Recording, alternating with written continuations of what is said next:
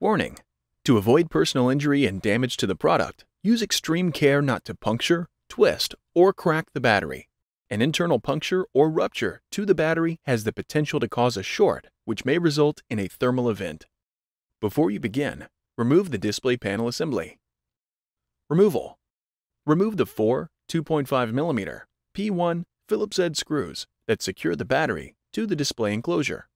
While supporting the battery with both hands, carefully lift it off of the alignment pins and slide it out from between the heatsink and system board and remove. Replacement: while supporting the battery with both hands, tow the battery between the heatsink and system board and lower it onto the alignment pins on the display enclosure. Replace the four 2.5mm P1 Phillips-head screws that secure the battery to the display enclosure.